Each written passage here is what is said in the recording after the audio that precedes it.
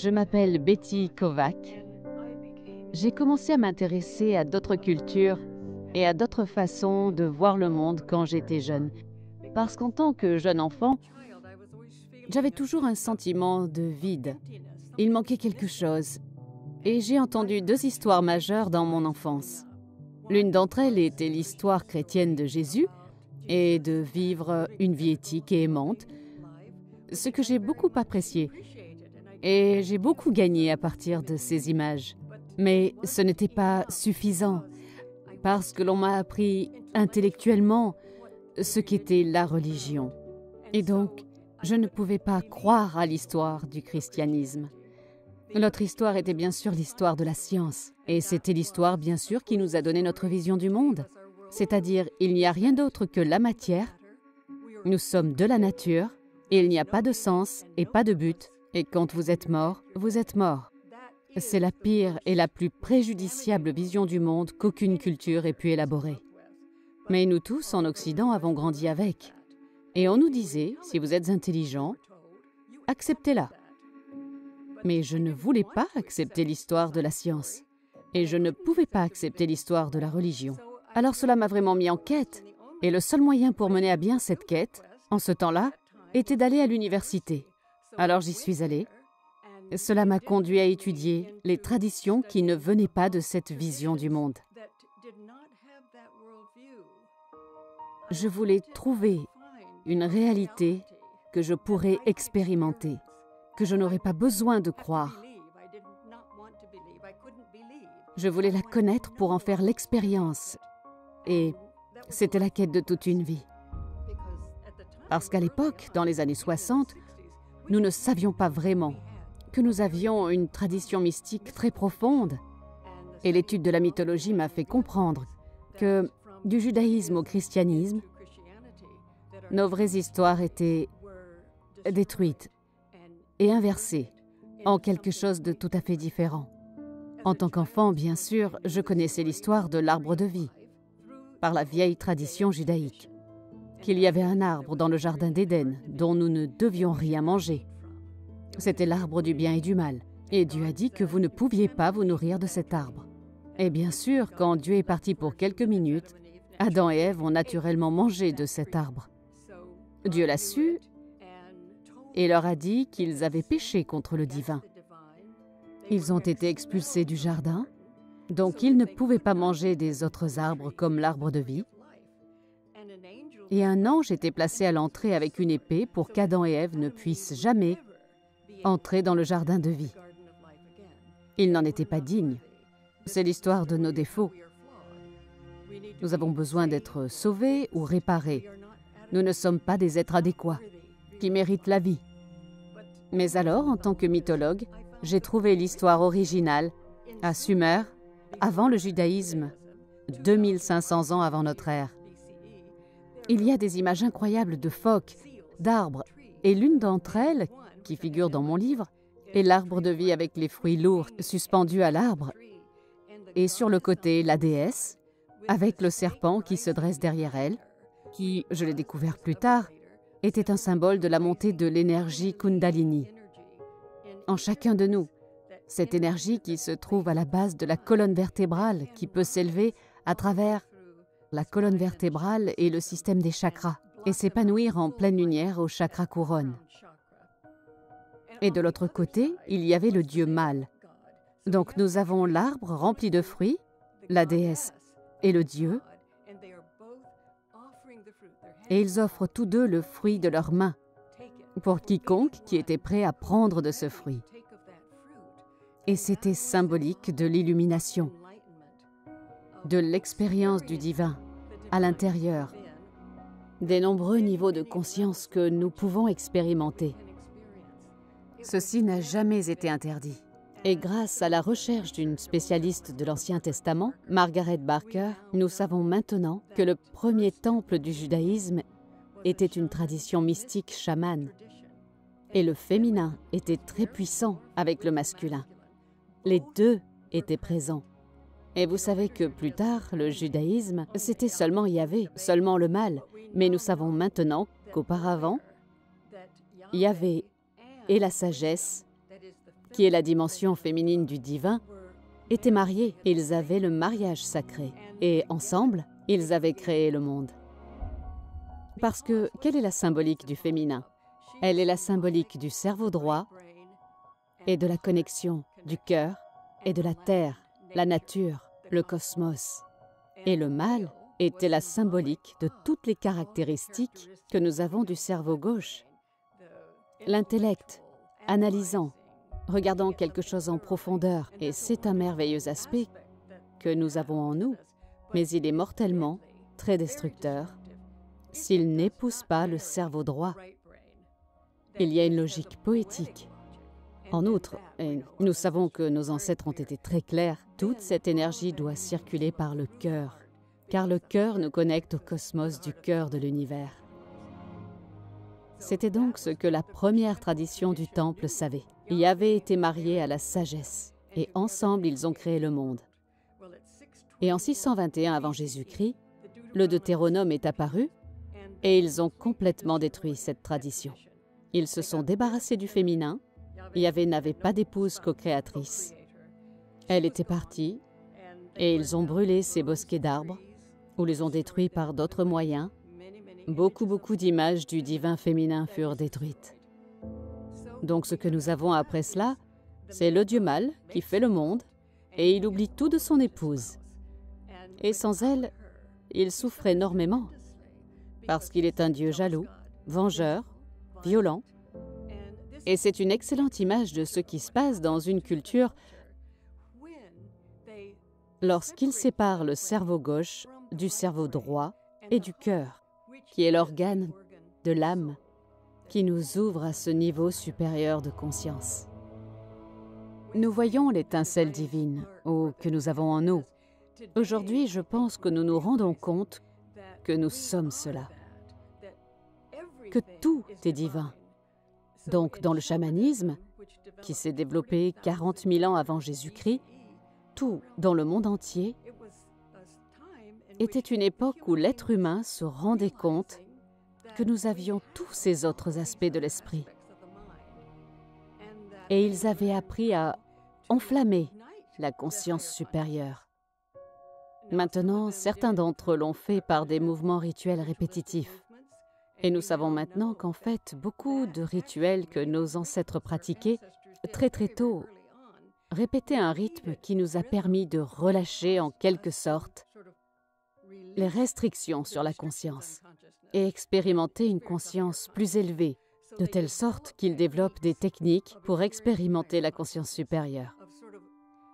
Par exemple, j'aime la façon dont certaines personnes expliquent l'esprit, que nous sommes tous nés de la conscience universelle. Chacun d'entre nous, c'est ce que nous sommes. Nous sommes la lumière.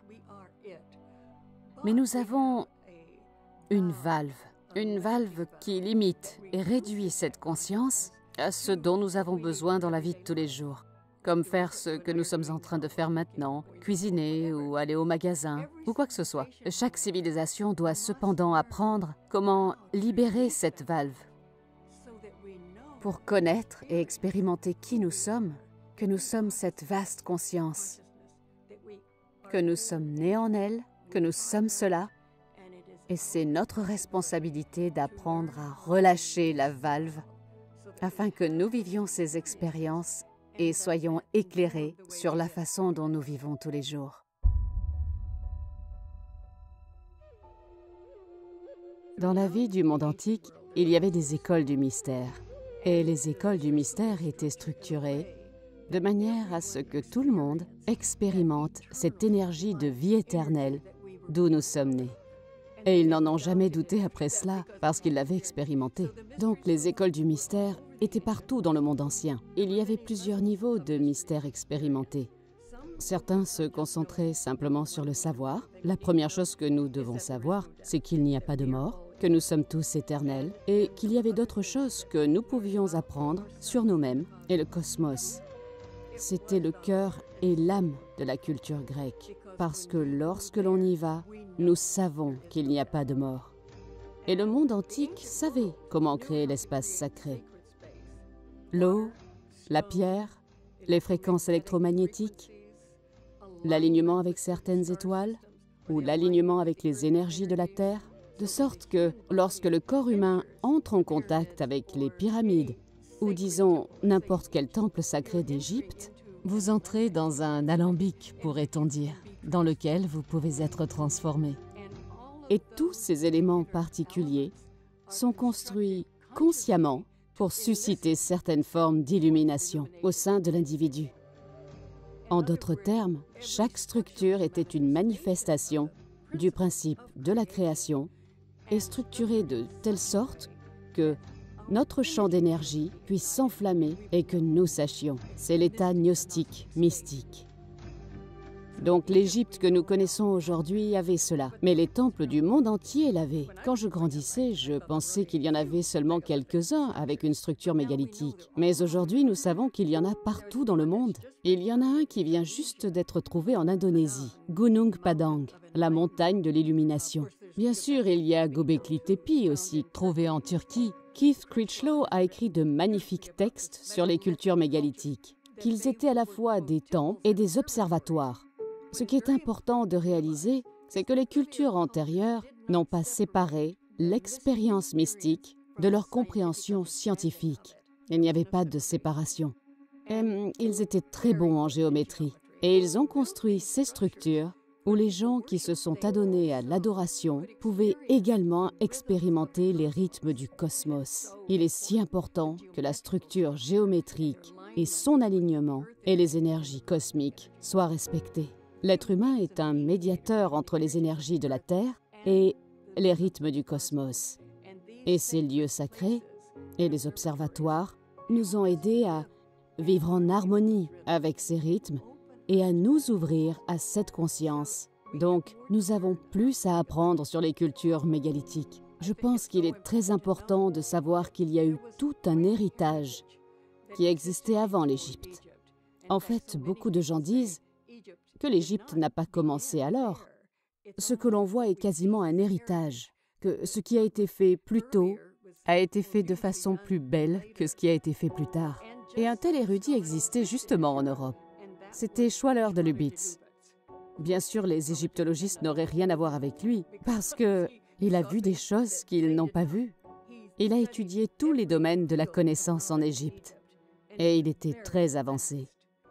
Et il a dit qu'ils avaient en fait développé une science sacrée, ou qu'ils sont venus avec, qu'ils étaient les vestiges d'une culture qui avait été détruite, car à Edfou, en Égypte, dans ce temple, il y a des sculptures sur les textes muraux racontant le fait que les Égyptiens venaient bien d'une île qui avait été détruite et qu'ils ont apporté les informations qui leur ont permis de créer cette ancienne civilisation de l'Égypte. Et ils avaient donc développé la science sacrée. Ils connaissaient les principes, c'est-à-dire les lois de la création. Mais ils n'ont pas enseigné ces lois, qui restèrent secrètes. Mais tout ce qu'ils faisaient était une manifestation de ces lois. En d'autres mots, il a dit que le complexe des temples en Égypte, chacun est un chapitre dans cette science. Et elle est construite de telle manière que, quand vous la pénétrez, vous comprenez ce chapitre par une immédiate illumination, par une expérience de savoir. Et donc, si quelqu'un devait être dans tous ces temples, nous aurions la science sacrée par le biais d'une mystique illumination. Donc, l'Égypte est une incroyable civilisation. Mais une fois de plus, nous l'avons longtemps ignorée, parce que les égyptologues ont en fait arrêté de dire que l'Égypte était vraiment des barbares. Ils n'avaient pas vraiment développé la spiritualité qui était aussi éloignée de la vérité que l'on puisse obtenir. Ils ne pouvaient tout simplement pas voir, ce qui est un problème avec le cerveau gauche. C'est très important pour nous de savoir que quand nous coupons le cerveau gauche du cœur et du cerveau droit, nous ne pouvons pas voir le contexte, l'objectif. Et nous n'avons pas les principes éthiques de l'amour, du cœur. Donc ce que nous avons observé pendant tout ce temps, c'est une description limitée par le cerveau gauche de ce qu'il peut voir conceptuellement. Et c'est assez limité. Et c'est la redoutable vision du monde que nous avons. Désormais, nous savons que ce n'est pas vrai, parce qu'avec la physique quantique, Nous savons qu'il y a des mondes multidimensionnels et nous allons parler des périodes de la Renaissance en Europe et de l'époque où ces maîtres d'œuvre semblent avoir restitué les anciennes traditions, initiées par les grands bâtisseurs pour construire les grandes cathédrales. Ces deux-là ont été construites d'une manière similaire à un alambic pour notre transformation.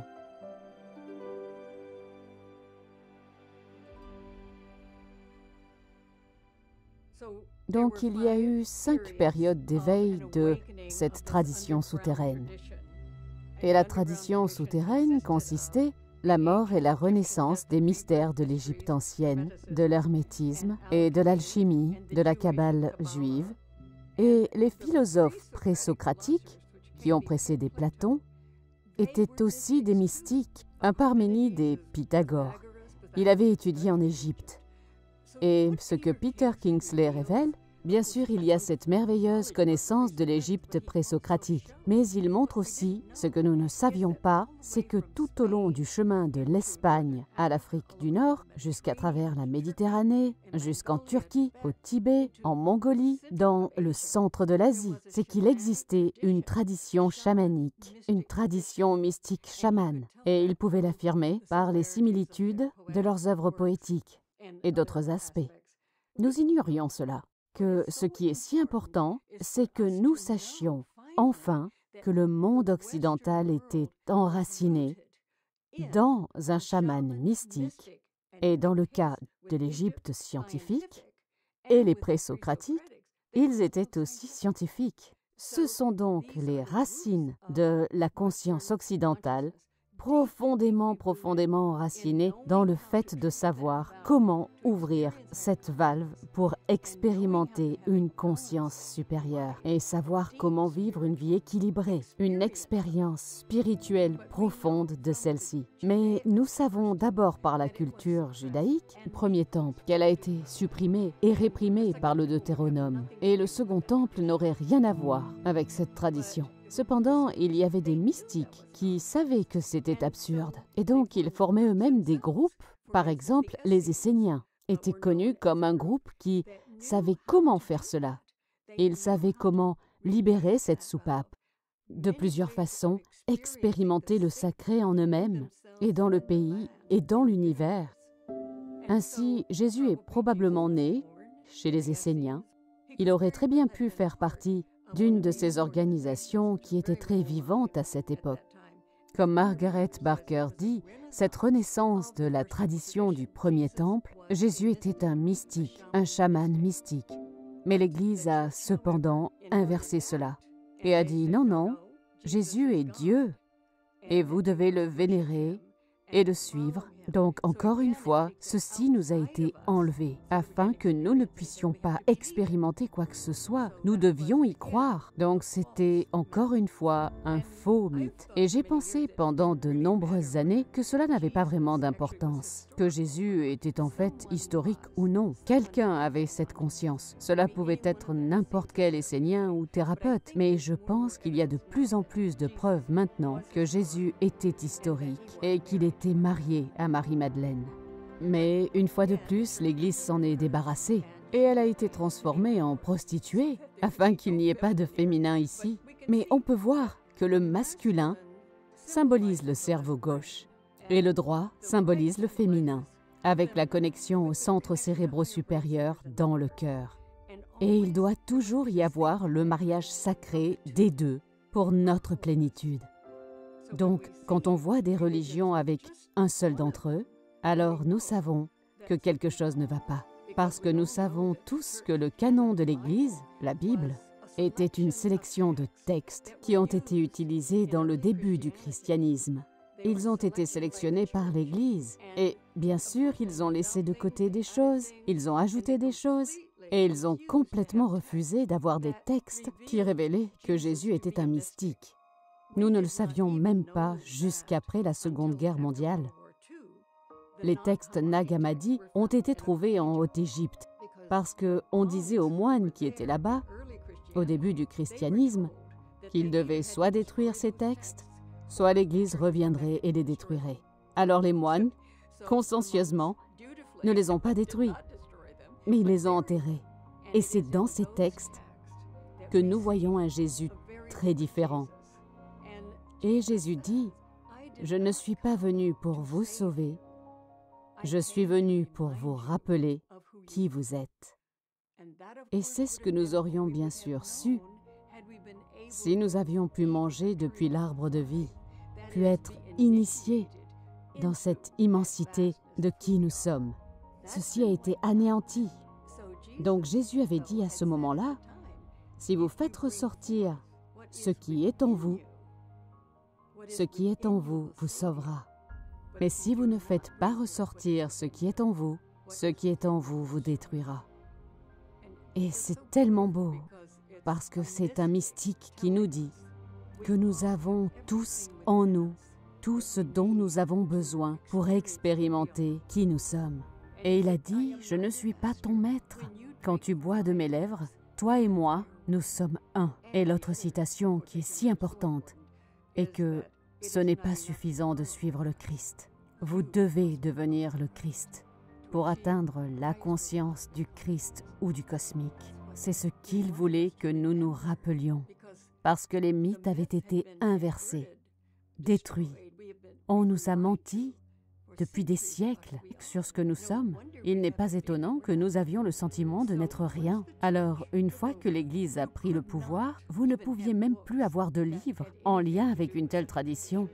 Ces traditions étaient interdites, les temples étaient détruits, et quiconque pouvait même prononcer autre chose que ce que pouvait dire l'Église pouvait être détruite. C'était une violente culture répressive pendant 700 ans.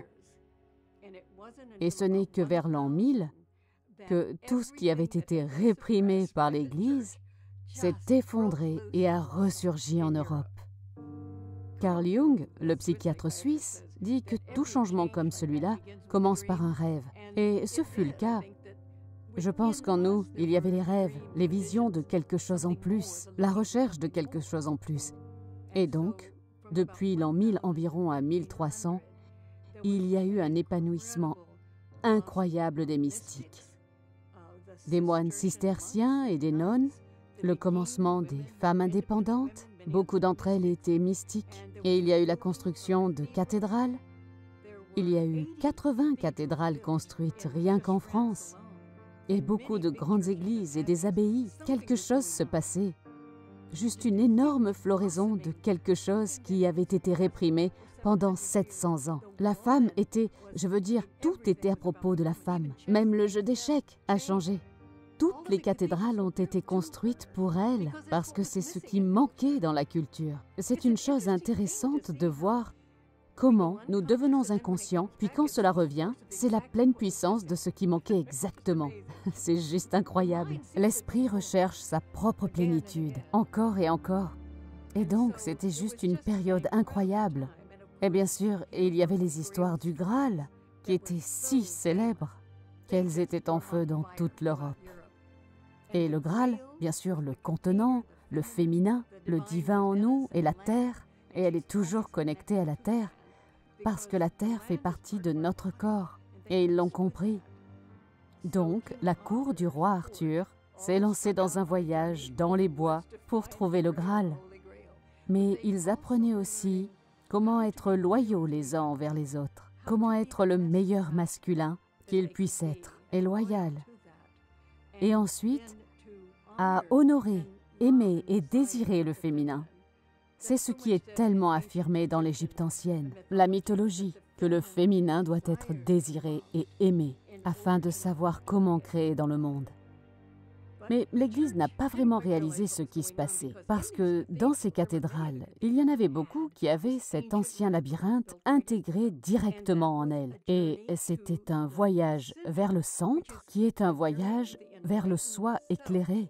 C'est un alambic pour notre illumination et notre transformation si nous savons l'utiliser. En bref, vous voyez exactement, au moment où vous regardez la rosace avec Marie, tenant l'enfant qui est la conscience du Christ, elles sont exactement alignées. Et on nous dit donc que Jésus a enseigné une tradition cachée. Bien sûr, il l'a fait. Et nous trouvons cela dans le texte Hammadi. Et en fait, c'était comme si cela avait prospéré dans le thème vers l'an 1000. C'était juste comme un phénix qui s'est développé de façon magnifique. Toutes ces traditions souterraines ont émergé et il y a certainement des histoires à propos des soufis travaillant sur les cathédrales et les vitraux, à propos des kabbalistes, des juifs et des chrétiens mystiques, qu'ils travaillaient tous ensemble sur ces cathédrales pour ramener cette connaissance de qui nous sommes. Et quand l'Église a commencé, pendant le Haut Moyen-Âge, à se rendre compte que quelque chose se passait, alors ils ont mis un arrêt, du mieux qu'ils le pouvaient. Mais c'est aussi à l'époque qu'ils ont commencé les croisades et ils ont tué les cathares. Ils les ont massacrés, brûlés, parce que l'Église cathare était une église qui n'était pas comme l'Église romaine. C'était une église du cœur et d'expérience de ces choses. Mais plus tard, les Templiers, il y avait tellement de destruction par l'Église. Mais dans chacune de ces périodes, ces anciennes traditions mystiques chamaniques ont continué de façon clandestine. Les mystères de la mort et de la renaissance égyptiens et l'alchimie qu'ils ont fusionné avec l'expérience kabbalistique judaïque qui est mystique, et plus tard, ils allaient fusionner. Quand l'Église les a poursuivis, ils ont dû se rendre au Moyen-Orient, ils sont allés en Perse, ils ont fusionné avec la tradition mystique soufie. Ceci est revenu en Europe pendant le Haut Moyen-Âge à cause de la croisade.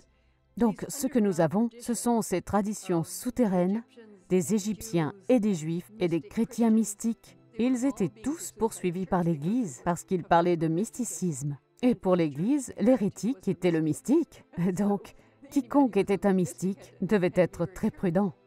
Mais l'enseignement, ce savoir, était toujours vivant. Il était conservé. Et le même genre d'éveil émergea en Italie vers 1460.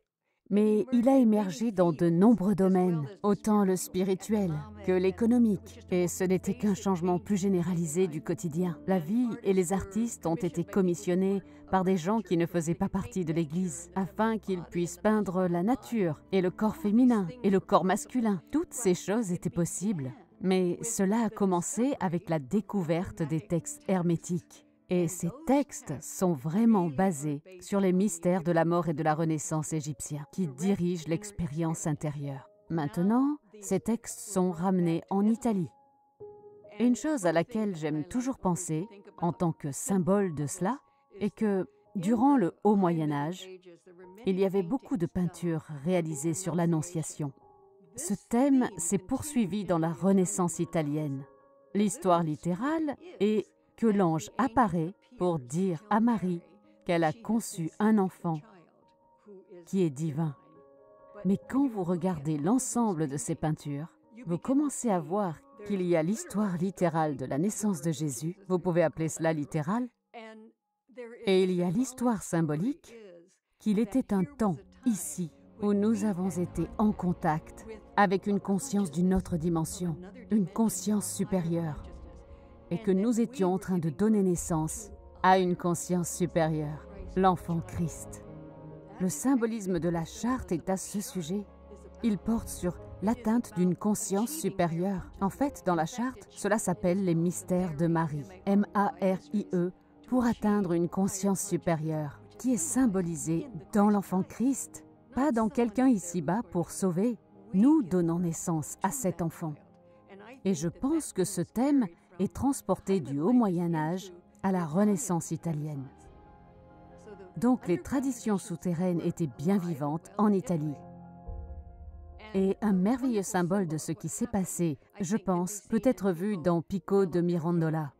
Voici ce jeune homme, brillant et très intéressé par les traditions souterraines, en particulier la Kabbale juive, parce qu'il a bien vu, et il a pensé que c'était la même chose que le christianisme mystique. Alors ce qu'il a voulu faire, c'est rassembler tous les différents chefs des traditions spirituelles en Europe, les rassembler et les faire parler de cela. Il a écrit ce qu'on appelle une thèse 1900. Il a compris que dans le fond, toutes les traditions spirituelles sont bien sûr les mêmes. Alors il est allé à Rome pour être publié. Mais le pape a compris ce qu'il voulait. Il allait organiser une conférence. Pouvez-vous imaginer à Rome? Et quand le pape l'a découvert, il a dit « Non, vous n'imprimerez rien et vous ne tiendrez pas de conférence ici. » En fait, il l'a emprisonné. Et cette censure, avec Pico qui montre ce qui arrive aux jeunes hommes et femmes qui voient, qui savent, et pourtant ils sont déjoués. Et il est tellement clair que notre évolution en Occident a été contrecarrée par cette censure omniprésente et continue. En tout cas, ce ne fut pas vain, parce que ce qu'il a écrit sur la Kabbale et le christianisme a été repris par d'autres personnes en dehors de cette période. Et ces écrits se sont frayés un chemin jusqu'en Angleterre, et donc l'Angleterre a connu plus tard sa propre renaissance italienne, puis plus tard avec la reine Élisabeth et l'intensification de cette renaissance. Donc, ils ont vraiment assimilé cette souterraine tradition de la Kabbale et de la Kabbale chrétienne, qui s'appelait le rosicrucianisme. Donc, la troisième période de renaissance en Europe est le rosicrucianisme, ces traditions souterraines. Et vers les années 1600, beaucoup de ces traditions souterraines se rencontrent à Prague. C'était une rencontre vraiment grandiose des traditions souterraines de l'ancienne Bohême et de Prague sous Rodolphe. Et ils travaillèrent ensemble et ils allaient faire renaître le monde entier. Ceci a vraiment fleuri à Prague et s'est appelé rosicrucianisme. Mais eux aussi furent détruits en 1620. L'Église a découvert et ils ont tout détruit, même le texte. Ce qu'ils ont pu en retrouver était absolument détruit. Et après cela, avec 30 ans de guerre entre les protestants et les catholiques, tous deux étaient répressifs, mais les protestants autorisaient un peu plus de liberté. Et donc, en 1660, certains des scientifiques de Prague faisaient partie de la Royal Society pour l'avancement de la science. Mais l'Église a censuré la mystique, qui ne pouvait être que l'étude de la matière. Et c'est pourquoi nous avons une vision du monde du cerveau gauche, parce qu'encore une fois, à cause de la censure. Puis, la France a connu les philosophes. C'est le terme si particulier des Lumières françaises, parce qu'en France, nous n'avons pas besoin de quoi que ce soit d'autre. Nous avons atteint le sommet de la pensée rationnelle conceptuelle. C'est tout ce dont nous avons besoin. Toutes ces autres formes, nous n'en avons plus besoin. Elles ne servent à rien. Elles sont un non-sens. Maintenant, nous avons le cerveau gauche uniquement. Et c'est ce qui nous a donné cette tragique limitation de conscience. Et ce qui va avec ce cerveau gauche est un aspect manipulateur. C'est une vision limitée de ce qu'il voit, et il ne voit que les parties sans signification, et il y a une tendance à vouloir tout contrôler. Cela fait partie de lui. S'il est séparé, il veut du pouvoir, il veut un contrôle, et il crée aussi la fiction de sa propre supériorité. Dans les années 1700, l'un des premiers théoriciens qui a parlé de cela conceptuellement était Giambattista Vico, en Italie. Il savait très bien que pour l'esprit, pour expérimenter sa propre plénitude, il doit y avoir un continuum de mouvements intrinsèques et dynamiques entre ces deux grandes hémisphères. Et désormais, nous savons ce que nos ancêtres savaient, c'est que le cœur est un composant du cerveau, qu'il est notre chemin vers la conscience supérieure. Les mathématiques du cœur ont fait tellement de recherches scientifiques pour montrer exactement comment l'intelligence est améliorée en laissant cette énergie circuler à travers le cœur, et la compassion et l'amour. Mais notre tradition a été détruite, donc nous n'avons pas obtenu les messages corrects. Elle a été détruite par ceux qui voulaient du pouvoir sur nous, et nous continuons de souffrir de cela. Nous avons besoin du débat avec le cerveau gauche, mais seulement s'il est constamment en contact avec son contexte, que seul le cerveau droit peut obtenir, et qui est séparé. Et c'est pourquoi il peut être utilisé pour détruire le monde. Parce que si nous ne faisons pas naître ce qui est en nous, nous voulons le contrôler. Et c'est le dilemme actuel, ici, pour toutes ces personnes auxquelles ont été donnés un mythe toxique d'insignifiance. Rien, aucune signification. Rien, aucune signification, aucun but. Et donc, ils ont construit un monde dans lequel ils contrôleront et où la vie humaine n'est pas très importante. Donc après le rosicrucianisme à Prague, et de Londres à Prague, tout est resté clandestin pendant longtemps. Tout est réapparu en Allemagne, à l'époque de Goethe, le poète allemand Goethe, à la fin des années 1700, jusqu'à environ 1840. Parce que l'Allemagne était la grande résistance aux Français et aux philosophes et à la nouvelle science, qui se tournent pour dire « Regardez ce qu'est la plénitude ». C'était la 4e Renaissance et Goethe est devenu un alchimiste. Il a été formé par un piétiste qui avait vraiment été en contact avec cette tradition souterraine du rosicrucianisme qui s'est produit à Prague. Donc c'est intéressant comment cette tradition de découvrir qui nous sommes vraiment continue de vivre dans les anciennes traditions et puis dans la tradition souterraine. Ce qui est si important est de réaliser que cette tradition est si puissante que, malgré d'être forcée à la clandestinité encore et encore, avec beaucoup de violence habituellement, existe toujours. Et la dernière fois qu'elle a émergé, c'est maintenant. Elle est de retour. Et je pense que c'est pourquoi nous voyons tant de chercheurs qui ont indépendamment découvert ces traditions. Et nous savons maintenant que c'est très puissant dans le monde. Nous avions une tradition scientifique mystique et bien sûr, nous voulons la retrouver aujourd'hui.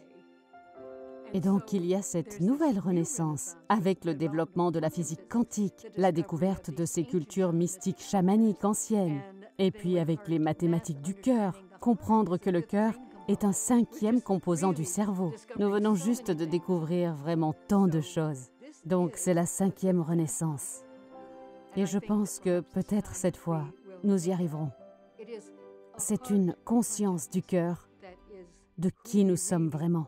Et ce cœur nous relie au cosmos. De nombreux scientifiques qui sont connectés diront qu'ils ont vu dans une vision quelque chose qu'ils ont présenté scientifiquement, beaucoup d'entre eux. Donc nous devons nous rappeler qu'il y a beaucoup de scientifiques aujourd'hui qui sont connectés au cerveau droit et au cœur. Mais ce sont de très très bons scientifiques. Mais il y a ceux qui sont tellement séparés, ce qui est le résultat du manque de connexion au cœur. Nous voyons des choses comme ça à travers notre culture. Quelqu'un peut faire ça. Ou les gens disent « Oh, eh bien, c'est la nature humaine. » Non, ce n'est pas la nature humaine. C'est la nature du cerveau gauche quand il est séparé de sa propre plénitude. Donc, c'est le réel défi pour nous. Nous sommes à la croisée des chemins. Parce que si nous ne pouvons pas accepter notre condition, il y aura ceux qui auront reçu cette méthamphétamine toxique avec laquelle ils voudront nous fusionner avec la machine et nous n'aurons plus d'humanité. Je pense que c'est formidable d'utiliser l'IA et tout ce qui va avec pour profiter de la vie, mais pas pour son remplacement. Et c'est ce à quoi nous sommes confrontés. C'est pourquoi je pense qu'il est si important de connaître notre histoire. Je ne savais pas qu'il y avait cette profondeur de la tradition mystique, comme les racines mêmes du monde, pourrait-on dire. Ce qui a été censuré, perdu, et nous ne savons pas qui nous sommes.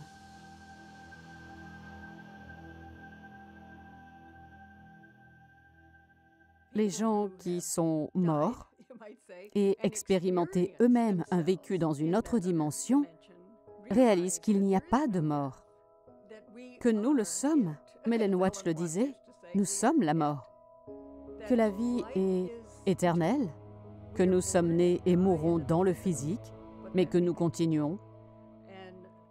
Et ces gens qui sont morts et ont eu cette expérience ont tant donné à cette présente renaissance en montrant que la vie est éternelle. Ils réalisent tellement de choses qu'ils ont cette conscience tellement au-delà de ce qu'ils avaient dans le temps et l'espace. Mais quand ils reviennent, ils sont généralement si différents qu'ils veulent faire tout ce qu'ils peuvent pour créer du sens dans cette dimension particulière. Tant de personnes ont eu ces expériences de mort imminente. Et ils voient ce que notre vision du monde particulière n'a pas permis qu'ils voient, parce qu'ils l'ont vécu. Et donc ils reviennent et vivent la vie d'une manière différente. Et je pense que notre science d'aujourd'hui découvre cela et nous aide à réaliser que nous sommes la conscience cosmique et comment la retrouver. Et comment l'utiliser pour créer des mondes qui ne sont pas aussi destructeurs que celui-ci. Ici, des gens sont morts et ils ont vécu une expérience. Et ils sont revenus pour nous le dire. Nous, en Occident, nous avons besoin d'être convaincus qu'il y a une vie après la mort et qu'il y a quelque chose à expérimenter. Et n'est-ce pas intéressant que cela arrive maintenant? C'est le temps de la découverte de cette conscience que nous sommes, au moment où nous en avons le plus besoin, parce que tant de personnes ont été blessées et pensent qu'il n'y a rien, absolument rien. Donc notre époque, avec cette puissante renaissance des 20e et 21e siècles, est une prise de conscience que nous sommes des êtres cosmiques. Nous avons cette conscience. Comment y accédons-nous? Et comment nous comportons-nous dans le monde? Comment pouvons-nous nous aider à guérir nous-mêmes et les autres avant de nous détruire nous-mêmes et la planète? Et donc, je pense que c'est intéressant que tout de ce passé est émergent archéologiquement et les textes dont nous ne savions rien ressortent, que finalement nous brisons l'esclavage d'une science qui n'est que matérialiste. Et maintenant, la mécanique quantique est simplement propulsée dans l'univers.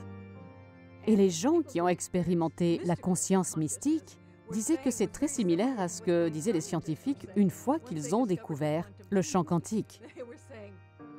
Ils disaient qu'ici, un royaume éternel de l'être, à partir duquel tout vient et tout retourne, il est éternel. Il enregistre tout ce qui a jamais été dit, jamais écrit. Le voici. Ce sont donc les physiciens quantiques qui découvraient un champ, le champ quantique, que les mystiques avaient appelé de nombreuses choses différentes, mais c'était le champ mystique de la conscience que le mystique expérimentait. Donc ils ont réalisé qu'ils expérimentaient le même champ, que, enfin, nos scientifiques étaient capables, grâce à l'étude de la physique quantique, qu'il existe un champ quantique. Et tout ce que nous faisons est enregistré et est éternel. Et c'est ce que le mystique avait toujours su à propos du champ spirituel. Tout est enregistré, tout est vivant. Donc c'était une sorte de réunion de la science et du mysticisme qui avait existé dans la tradition souterraine et les cultures antérieures.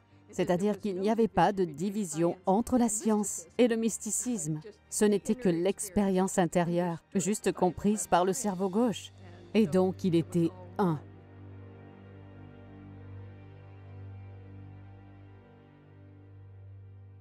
Il est si important que nous connaissions notre histoire.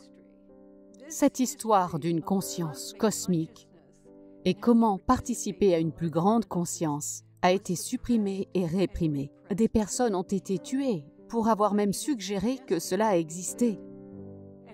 Et donc nous devons réaliser que c'est possible. Donc comment le faisons-nous?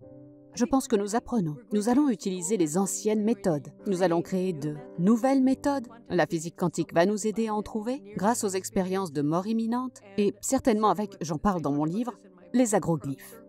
Les gens qui ont eu des expériences dans les agroglyphes avec des ovnis ont eu des vastes expériences de conscience. Et je pense que nous devons dénoncer les choses qui ne sont pas vraies, des choses qui sont vraies. Carl Jung était un si bon guide pour examiner le langage symbolique et nos rêves, ce que nous disent les rêves, comme il le dirait, ces mythes anciens, ces histoires à propos de qui nous sommes vraiment ne sont pas inventées par le cerveau gauche. Elles sont développées par un principe organisateur de l'âme. Et si nous regardons ces histoires, nous pouvons voir qu'elles nous renvoient les principes de l'âme. Et nous étudions cela. J'ai enseigné la mythologie pendant des années. C'était le cours que j'aimais le plus. Les contes de fées. Les contes de fées sont très symboliques. Et si nous apprenons ce langage symbolique, nous commençons à apprendre, à comprendre nos propres expériences. J'ai rêvé quand j'étais enseignante que j'étais allée dans un pays étranger dont je ne connaissais pas la langue, mais j'étais allée enseigner leur langue maternelle. Et je pense que c'est vrai, nous apprenons notre langue maternelle. Le langage symbolique a sa propre logique. C'est une logique symbolique, une logique poétique. Mais quand je grandissais, le rêve était juste trop grand. Tu avais trop mangé, ou quoi que ce soit. Il n'avait aucun sens, aucun but, peu importe. Parfois, on a l'impression que nous griffonnons simplement, vous savez. Mais il y a aussi des rêves dans lesquels vous savez qu'il existe un principe organisateur. Et il nous donne des informations. Donc, nous apprenons à le faire. Je pense que beaucoup de gens ont des expériences et développent des méthodes. Nous sommes des êtres très créatifs. Nous devons simplement entrer en contact avec cette essence de qui nous sommes. J'ai passé ma vie à chercher tout ça, vous savez, essayant de comprendre. Et je suis allée à l'université. Donc, bien sûr, il y avait simplement le cerveau gauche qui était mis en avant.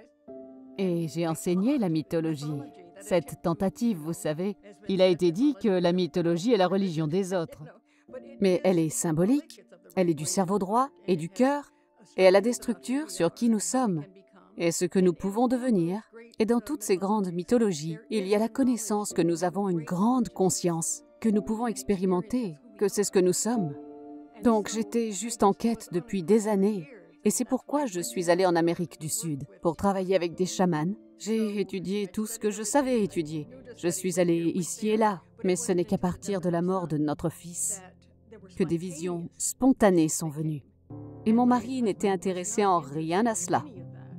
Il était un homme d'affaires et il a honoré mon intérêt pour cela. J'étais toujours en train d'étudier pour trouver ceci ou cela, mais avant que notre fils meure, il a eu dans son bureau, ici dans cette maison, une vision de sa voiture sur le bord de l'autoroute, avec le corps de notre fils superposé dessus.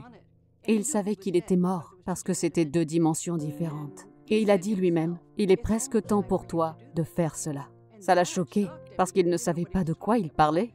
Et puis dans la vision, Pishti lui a dit, « C'est vrai papa, il est presque temps pour moi de faire cela. » Et un peu plus tard, on nous a appelés pour nous dire qu'il avait eu un accident de voiture. Et après sa mort, mon mari a eu tellement d'expériences.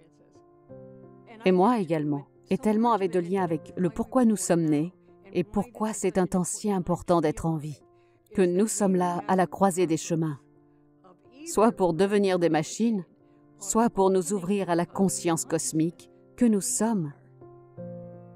Mais j'ai dû faire face à mon université entraînée à rejeter, vous savez, de ces expériences dont je me suis languie toute ma vie. Tout d'abord, Pishti voulait que nous sachions qu'il était bien vivant et toujours en train de créer. Et nous avions de longues périodes de conversation avec lui. Nous les avons effectivement enregistrées. Donc lorsque j'ai écrit le livre, j'étais très proche de ce que nous avions réellement expérimenté.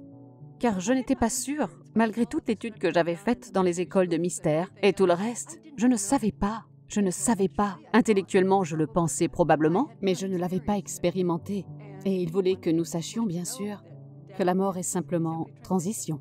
Mais il voulait aussi que nous sachions que la Terre traverse une transformation puissante, que c'est une période très critique et que nous allions traverser une période de transition très puissante. Il en a donc beaucoup parlé. Et nous avons eu beaucoup d'expériences.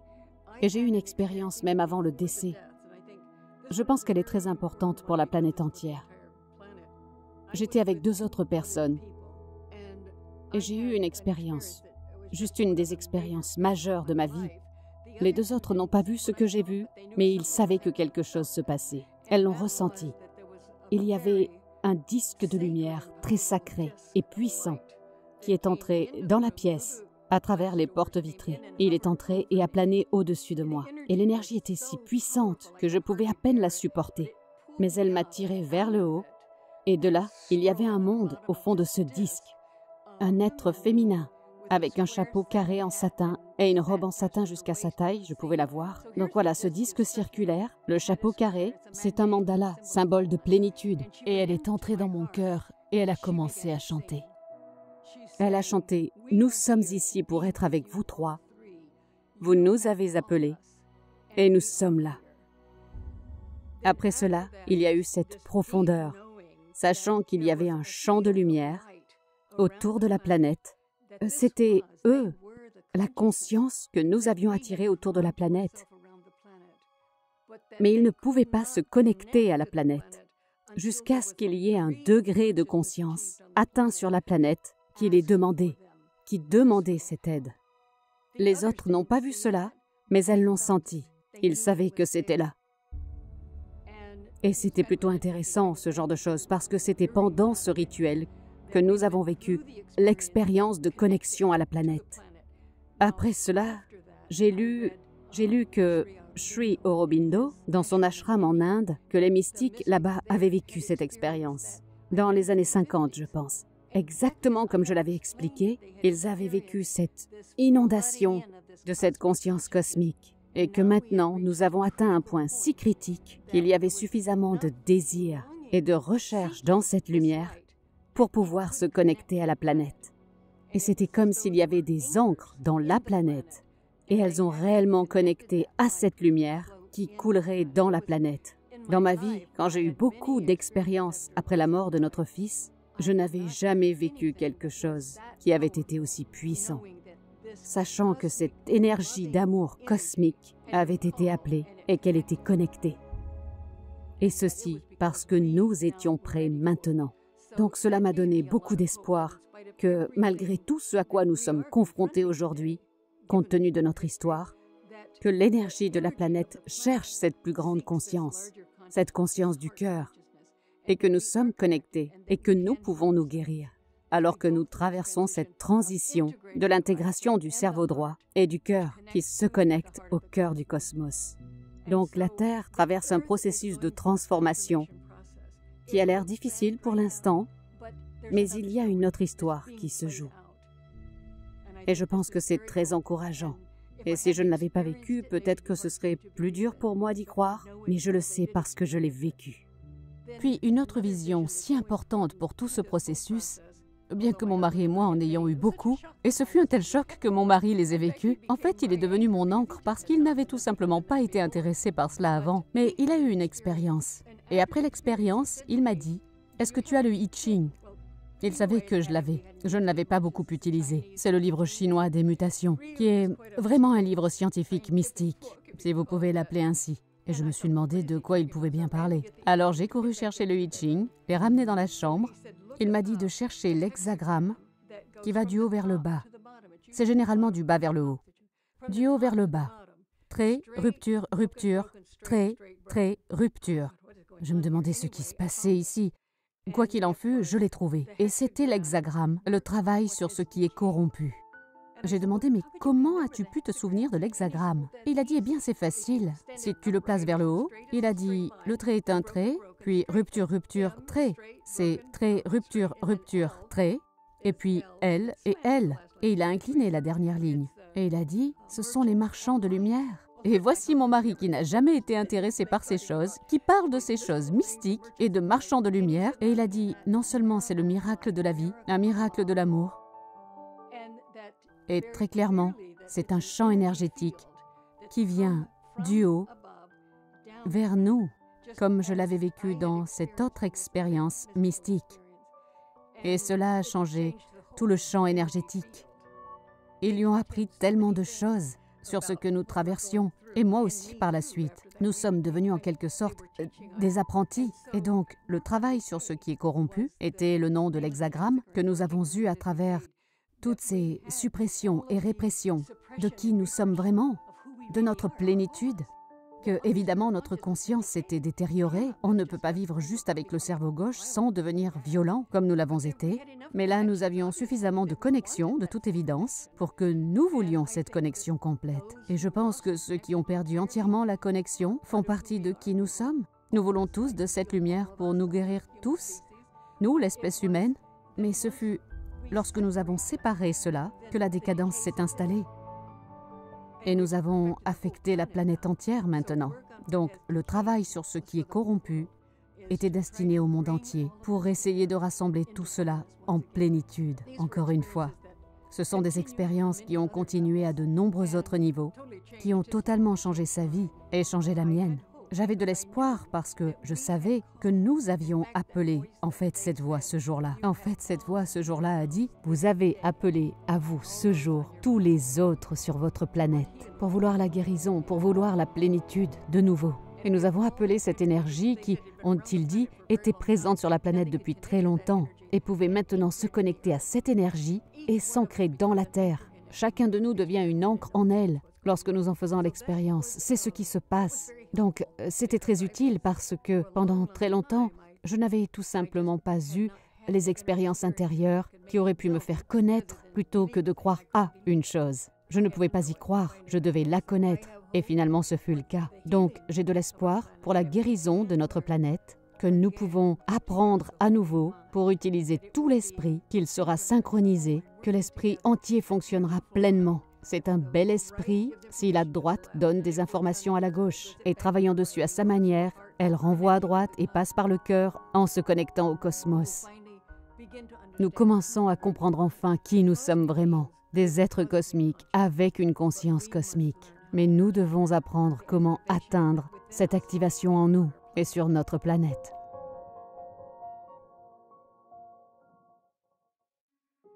Quand tout cela a-t-il commencé, j'avais dit que le chamanisme s'est développé dans le monde entier. Et c'est intéressant que dans l'Est, en Europe, nous avons la première preuve de culture, pourrait-on dire. Et on voit que dans les cultures rupestres datant de 40 000 avant Jésus-Christ, les peintures dans ces grottes sont absolument exquises. Et il est très clair, je pense, que quiconque s'y rend et a eu des contacts avec le chamanisme ressent que c'était des rituels pour expérimenter d'autres états de la conscience. Mais ce n'est pas ce que pensaient les archéologues. Et finalement, il y avait un érudit d'Afrique du Sud, David Lewis Williams, archéologue, qui a travaillé avec le peuple San. Donc il connaissait très bien le chamanisme. Et il pouvait voir les connexions.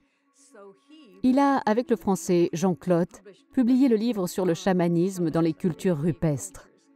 Et d'abord, bien sûr, les érudits ne voulaient pas se joindre à lui. Ils sont généralement les derniers à accepter les changements. Mais finalement, c'est assez accepté aujourd'hui. C'était des cultures qui étaient des cultures mystiques, des cultures chamaniques. Des personnes étaient initiées à cette conscience supérieure, en contact avec ce royaume au-delà de la pierre. Et leurs fresques ont en fait dessiné ces entités à travers la pierre dans le monde du temps et de l'espace. Après les cultures rupestres, ou à l'époque des cultures rupestres, les San Bushmen étaient aussi de grands mystiques. Ils ont vécu dans le désert du Kalahari pendant manifestement des siècles, en parfaite harmonie avec la nature, semble-t-il. Car ils sont en nature, ils vivent selon la nature. Et l'Occident n'a pas connu grand-chose d'eux pendant des années, parce qu'il les méprisait. Ils étaient ce que certains appellent une culture assassinée, parce qu'ils ont été attaqués de tous côtés. Mais ils étaient en contact avec la conscience cosmique. Et quand ils partaient à la chasse, et que l'un restait au camp de base, pour le moment où il voudrait rentrer en contact avec lui, il ressentait ce battement dans le cœur et il recevait le message qui était envoyé. Je pense que les gens aiment cela. Cela nous apprend qu'il y a tant de possibilités et de potentiel que nous possédons, mais n'avons pas développé. Mais eux l'avaient développé parce qu'ils en avaient besoin. Et ils avaient ce qu'ils appelaient la petite danse, le petit trésor, et la danse pour le grand trésor. La petite était simplement la capacité de vivre au jour le jour, d'avoir assez à manger et être en sécurité. Mais la danse de la grande vie était précisément expérimenter cette plus grande conscience que nous sommes. Il est intéressant de noter qu'ils pourraient en fait former cette énergie comme de petites aiguilles et les lancer sur quelqu'un pour allumer cette conscience en lui. C'est une chose très intéressante dont nous ne savions rien. Bradford Kinney l'a expérimenté dans un rêve. Il ne savait rien de ces gens. Mais alors qu'il était pianiste et qu'il jouait du piano un jour, il a eu une profonde expérience mystique dont il ne savait quoi faire parce qu'il n'avait jamais entendu parler d'une telle chose et il ne savait pas ce qui lui était arrivé. Alors il l'a gardé pour lui-même, il est allé au MIT, puis s'est vu offrir un emploi en Afrique du Sud. Et environ 2 semaines avant qu'il ne soit parti, il a eu une vision en rêve dans laquelle on lui a montré une carte de l'endroit où aller et rencontrer les gens qui vivaient là-bas. Et il y est allé, il a eu des guides pour l'emmener là-bas. Et bien sûr, c'était pour visiter les San dans le Kalahari. Quand il traversait le désert, il a vu un groupe de personnes courant vers lui et elles lui ont dit « Nous sommes si heureux de te voir, nous t'avons attendu depuis si longtemps. » Donc il était vraiment quelqu'un qui avait un tel respect pour eux. Il est resté avec eux pendant une longue période. Par intermittence, il a appris leur méthode pour atteindre la conscience cosmique et a écrit à ce sujet. Et ils lui ont suffisamment fait confiance, après l'avoir connu toutes ces années, pour lui permettre d'écrire leur enseignement spirituel mystique. Et il les a publiés. Il y a une histoire que je veux raconter qui vient de ces gens, qui est si touchante. Parce que cette histoire exprime en quelque sorte ce qui se passe. Cette histoire, c'est qu'il y avait un homme qui avait du beau bétail, mais 2 matins consécutifs, il se levait et il n'y avait pas de lait. Et il ne pouvait pas comprendre pourquoi il n'y avait pas de lait. Alors il est resté éveillé une nuit pour attendre, et il a vu descendre du ciel des gens, ces belles femmes, et elles sont arrivées, et riaient, et s'amusaient beaucoup. Il les a poursuivies mais n'a pas pu les rattraper, sauf une, qu'il a épousée. Ils ont vécu ensemble pendant un long moment, mais elle lui a donné une boîte, et elle a dit « C'est très très important, mais tu dois me promettre que tu ne l'ouvriras jamais. » Il ne l'a pas fait, et les années ont passé, puis un jour, elle était dehors, dans les champs, et il a vu la boîte. Et il s'est dit, bon, pourquoi ne pas l'ouvrir? De quoi s'agissait-il de toute façon? Alors il l'a ouverte, et il a commencé à rire. Et quand elle est entrée, elle l'a regardée, et elle a su immédiatement qu'il l'avait ouverte. Et il a dit, tu es une femme stupide, il n'y avait rien dans cette boîte, absolument rien. Pourquoi gardes-tu une boîte vide? Et elle a juste mis sa main sur son cœur, et elle n'a rien dit. Tu n'as rien vu. Et il a dit, bien sûr que non, il n'y a rien dans cette boîte. L'histoire est qu'elle s'est détournée, s'est éloignée et n'a jamais été revue sur terre.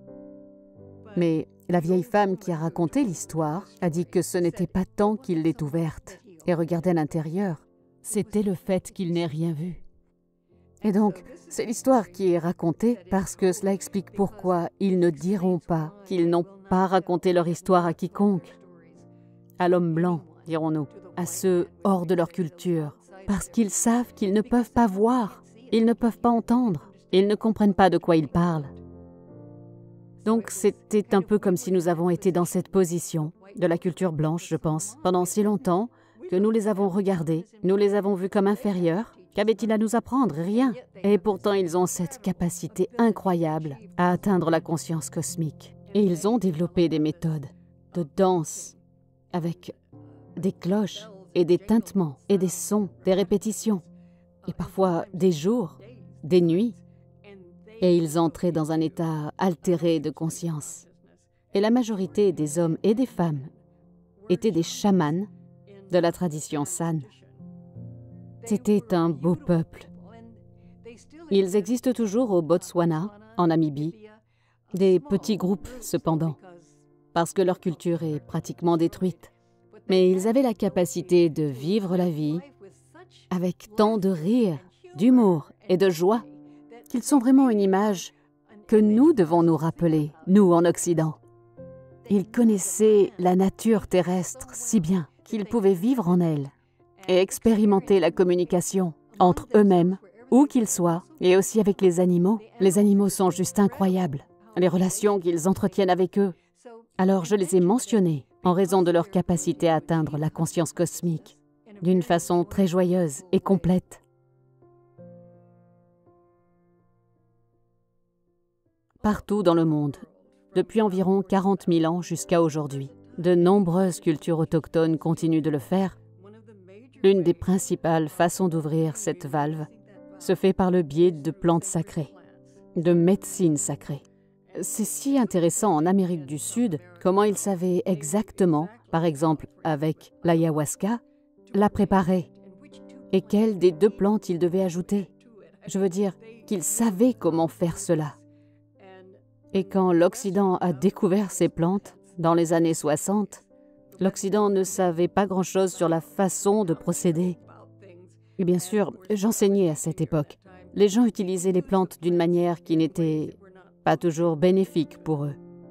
Mais c'était lorsque le monde s'est effondré qu'il y avait un moyen de libérer cette valve via la médecine sacrée. Je pense que c'était une question avec la découverte du LSD.